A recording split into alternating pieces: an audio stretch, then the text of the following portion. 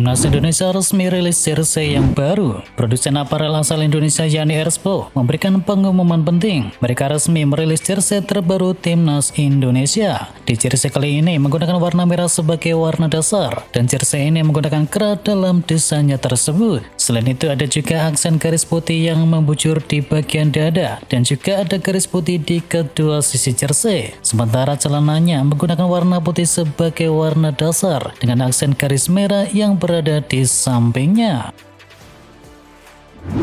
Curtis Jones tambah daftar cedera dari Liverpool. Curtis Jones jadi pemain Liverpool terbaru yang dibekap cedera. Dia mengalami masalah kebugaran hingga harus ditarik keluar saat bersuat dengan Lille kemarin. Usut punya usut, Jones ditarik keluar karena mengalami cedera usai berbenturan dengan lawan. Curtis Jones sendiri menambah daftar pemain Liverpool yang dihantam badai cedera. Tim Merseyside Merah sebelumnya kehilangan Joe Gomez dan juga Diogo Jota. Pep Guardiola lega Johnston sudah pulih dari cedera. Pelatih Manchester City Pep Guardiola mengkonfirmasi bahwa Johnston sudah pulih dari cederanya. Johnston absen sejak alami cedera kaki pada kekalahan Manchester City ketika di bulan Desember yang lalu. Lecce resmi tolak tawaran perdana dari MU. Rencana Manchester United untuk bisa mendatangkan Patrick Dorgu di musim dingin ini menemui kendala. Tawaran perdana mereka dikabarkan telah ditolak oleh Lecce. Dilansir oleh Fabrizio Romano, perwakilan dari MU sudah tiba di Italia sejak awal pekan kemarin dan MU dilaporkan sudah mengajukan tawaran perdana mereka. Namun sayangnya tawaran tersebut ditolak oleh Lecce. Manchester City terancam gagal lolos ke 16 besar. PSG sejatinya sempat tertinggal 2 gol lebih dahulu lewat aksi dari Jack Grealish dan juga Erling Haaland. Namun PSG kemudian bangkit lewat gol dari Ousmane Dembele, Bradley Barcola, João Neves dan juga Gonçalo Ramos. Dengan hasil ini PSG pun naik ke peringkat ke-22 klasemen dengan koleksi 10 poin. Sementara itu Manchester City harus turun ke peringkat ke-25 dengan koleksi 8 poin. Dan dengan satu laga yang tersisa, Manchester City harus menang. Jika seri melawan klub Bruges di partai terakhir, maka City dipastikan akan kekal lolos menuju 16 besar. Comeback PSG atas Man City bikin Al-Khelaifi bangga. PSG mereka menangkan comeback atas Manchester City di Liga Champions dalam derby minyak. Dan Nasser Al-Khelaifi selaku presiden PSG amat bangga dengan hasil tersebut. Saya sangat bangga setelah pertandingan hebat ini. Bukan karena kami menang, tetapi cara kami bermain di sana. Kami tertinggal 2 gol kemudian kami membalikkan segalanya untuk bisa menang 4-2, ujar dari sang presiden.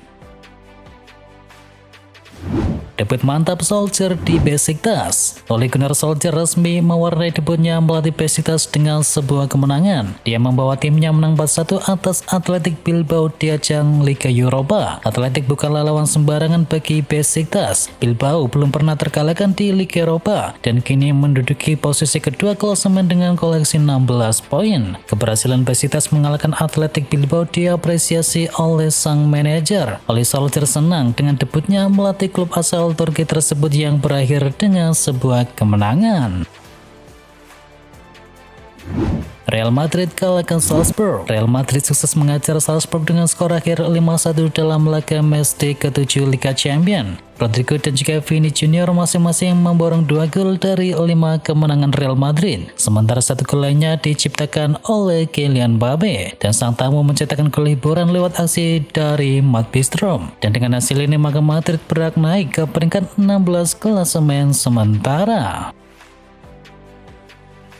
Ancelotti tak yakin Real Madrid bakal finish di 8 besar klasemen Liga. Pelatih Real Madrid Carlo Ancelotti tak begitu yakin timnya bakal finish di urutan 8 besar klasemen Liga Champions setelah mengalahkan RB Salzburg. Kemenangan 5-1 melawan Salzburg membuat mereka kini berada di posisi 16 dengan raihan 12 poin dan dipastikan lolos ke babak selanjutnya minimal via playoff. Ini membuat Ancelotti kurang begitu yakin timnya bisa lolos langsung ke babak 16 besar. Yang pasti Madrid hanya akan berusaha menang melawan Brest di laga terakhir. Inter Milan sukses raih 3 poin. Inter Milan sukses mengandaskan perlawanan dari Sparta Praha dengan skor tipis 1-0. Gol tunggal kemenangan Inter dicetakkan oleh sang pember andalan mereka yakni Lautaro Martinez. Tambahan 3 poin membuat Inter berhak naik ke peringkat 4 klasemen dengan koleksi 16 poin. Gol Rafael Leao menangkan Rossoneri. Kemenangan tipis diraih oleh AC Milan saat menjamu Girona di Liga Champions. Rossoneri menang dengan skor akhir 1-0 berkat gol tunggal dari Rafael Leao. Kemenangan ini membawa AC Milan ke urutan 6 klasemen Liga Champions dengan koleksi 15 poin dan Girona berada di urutan ke-31 dengan koleksi 3 poin dan telah dipastikan gugur di turnamen tersebut. Arsenal amankan tiket ke fase berikutnya. Arsenal sukses mengandaskan Dinamo Zagreb dengan skor akhir 3-0. 3 gol kemenangan Arsenal diciptakan oleh Declan Rice, Kai Havertz, dan juga Martin Odegaard. Dengan hasil ini Arsenal mengokohkan diri di peringkat ketiga klasemen dengan koleksi 16 poin. Sementara itu Dinamo Zagreb menduduki peringkat ke-26 dengan koleksi 8 poin. Bayern Munchen alami kekalahan. Feyenoord sukses mengajar Bayern Munchen dengan skor telak 3-0 di laga matchday yang ke-7. Santiago Gimenez memborong 2 gol dari 3 gol kemenangan dari Feyenoord atas Munchen tersebut. Sedangkan 1 gol lainnya diciptakan oleh striker asal Jepang yakni Ayase Ueda. Dengan hasil ini Feyenoord berhak naik ke peringkat ke-11 dengan koleksi 13 poin. Sementara itu Munchen melorot ke urutan 15 dengan koleksi 12 poin. Renato Vega sudah tetapkan pilih Juventus. Renato Vega kini menjadi sorotan di bursa transfer dengan banyak spekulasi mengenai masa depannya. Tetapi kini menurut laporan dari Fabrizio Romano, Vega sudah menjadikan Juventus sebagai pilihan utama karirnya nanti. Meskipun Chelsea menginginkan tawaran sekitar 20 juta euro, namun sayangnya proposal awal dari Juventus adalah biaya peminjaman sekitar 2 juta euro dengan opsi pembelian di akhir musim. Manchester United ambil ancang-ancang beli penyerang. Ada kabar baru seputar rencana transfer dari Manchester United. Setan Merah dikabarkan mencoba untuk bisa mendatangkan penyerang baru sebelum bursa transfer musim dingin ini ditutup. Menukil laporan dari Daily Mail, MU dikabarkan telah memetakan beberapa penyerangnya. Ada 4 nama yang kini masuk dalam bidikan. Pemain tersebut adalah Liam Delap dari Ipswich Town, Bryan Mbeumo dari Brentford, Matheus Cunha dari Wolverhampton, dan terakhir ada Jonathan David dari Lille. AC Milan kunci transfer dari Kyle Walker. Klub Serie A AC Milan akan membuat transfer besar dalam waktu yang dekat. Klub Serie A AC Milan telah resmi membuat transfer besar. Tim berjuluk Rossoneri tersebut berhasil mengamankan jasa Kyle Walker dari Manchester City. Fabrizio Romano mengonfirmasi bahwa mereka akan meminjam sang bek dari Man City selama 6 bulan ke depan. Nantinya di akhir masa peminjaman ada klausul pembelian permanen untuk sang beknya tersebut. Dikabarkan Kyle Walker akan berangkat ke Italia hari ini dan nantinya ia akan langsung menjalani tes medis di AC Milan. Alejandro Garnacho semakin dekat pindah ke Napoli. Manajer Manchester United Ruben Amorim akan mengomentari rumor transfer dari Alejandro Garnacho yang akan banyak berbicara soal kabar tersebut. Dikabarkan dalam 24 jam terakhir Napoli dikabarkan sudah semakin dekat mengamankan jasa Garnacho. Mereka dilaporkan akan segera mencapai kata sepakat dengan MU untuk transfer sang wingernya tersebut. Borussia Dortmund resmi pecat Nuri Sahin. Borussia Dortmund resmi mengumumkan pemecatan dari Nuri Sahin sebagai pos pelatih. Ex-manajer dari MU Erik ten Hag kini disebut-sebut sebagai potensi yang menggantikannya. Erik ten Hag digadang-gadang sebagai kandidat terkuat menggantikan Sahin sebagai pelatih Dortmund. Manajer asal Belanda itu sedang menganggur usai diberhentikan oleh Manchester United. Peluang ten Hag pelatih Dortmund kini terbuka lebar berkat hubungan baiknya dengan sang penasihat klub yakni Matthias Sammer.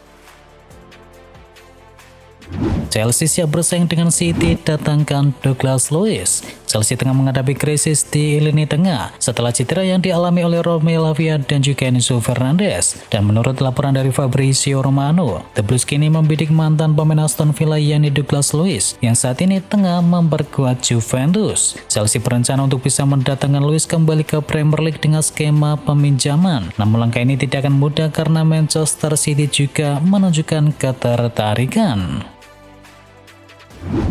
Chelsea targetkan striker 1,3 triliun rupiah ini. Menurut laporan dari Sky Sport, Chelsea dikabarkan mulai melirik striker baru, terutama karena penyelesaian akhir yang kurang efektif. Dikabarkan mereka kini mengalihkan perhatiannya kepada striker RB Leipzig yakni Benjamin Sesko. Laporan tersebut menyebutkan bahwa Chelsea telah memutuskan untuk bersaing dengan Arsenal untuk bisa mendapatkan pemain internasional Slovenia tersebut. Chelsea dilaporkan telah menghubungi pihak Leipzig untuk membahas potensi transfer, dan klub Bundesliga tersebut telah mencapai kesepakatan dengan Sesko bahwa ia dapat meninggalkan klub jika ada tawaran senilai 67 juta pound sterling atau sekitar 1,3 triliun rupiah.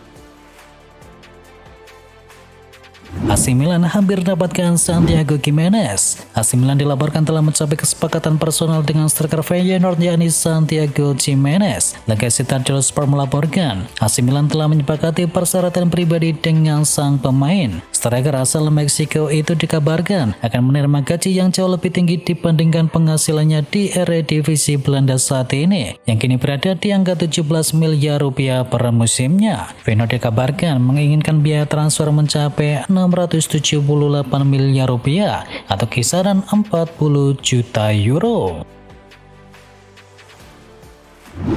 Islam salah satu jadi alasan Ragnar jadi WNI. Indonesia adalah salah satu negara yang mayoritas penduduknya beragama Muslim. Hal itu pula yang menjadi salah satu alasan Ragnar Oratmangun mau menjadi warga negara Indonesia. Ragnar diketahui memeluk agama Islam sejak berusia 15 tahun. Artinya Ragnar pindah dari Kristen ke Islam jauh sebelum ada tawaran menjadi WNI. Buat saya hal ini penting karena Islam merupakan bagian terbesar dalam hidup saya. Itu juga yang membuat saya sudah merasa menjadi bagian dari Indonesia dan masyarakatnya, ujar dari Ragnar Oratmangun.